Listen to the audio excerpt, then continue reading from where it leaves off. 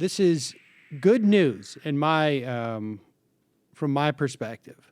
Apparently, this is according to Bloomberg News reporting on Friday.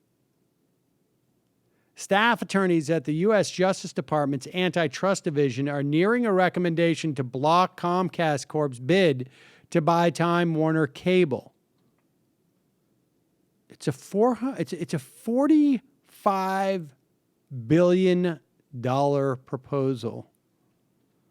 And what happens is, if the Justice Department's Antitrust Division determine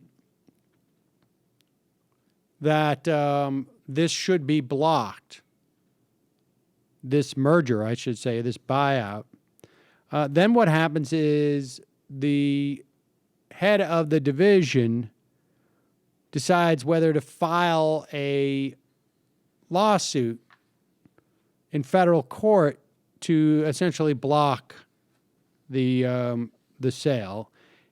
More often than not, that's all it takes at that point.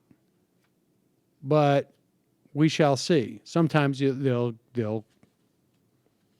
will continue on and there will be a lawsuit. Justice Department lawyers have been contacting outside parties in last week to shore up evidence to support a potential case against the merger.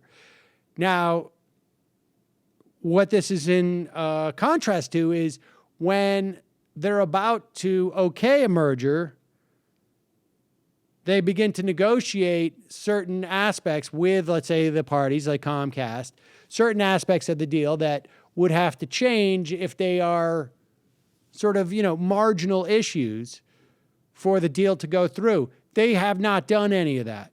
So this appears to be the case. The FCC has to sign off on this as well. And I'm not sure what the procedure, if it's the same as the Department of Justice. I imagine they could simply just not approve a license, and so they don't necessarily have to go through with a lawsuit. Interesting side note, too, that the chief of the Antitrust Division has had to recuse himself from this investigation because he previously represented NBC Universal when Comcast bought the network back in 2011. So there's all sorts of concern. To have one massive cable company, which would be the biggest player in terms of delivering the internet and cable to people's homes, I think it's fairly self-evident what's problematic about that. And you should know the infrastructure that exists now in terms of delivering the internet, because now, just like literally over the past, 6 months, there's so much more behind the cable cutting, where you're starting to see a la carte features that are delivered through like a Roku or a Apple TV. So you can now get HBO without having cable. You can get, there's another streaming service that gives you 20 channels without having cable, live. There's unlikely to be another wired way, other than the cable that exists now, to deliver the internet. From here on out, it's probably going to be wireless.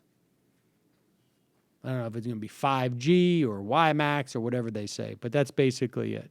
So these guys would own that infrastructure, and nothing to stop them from just raising your internet rates excessively.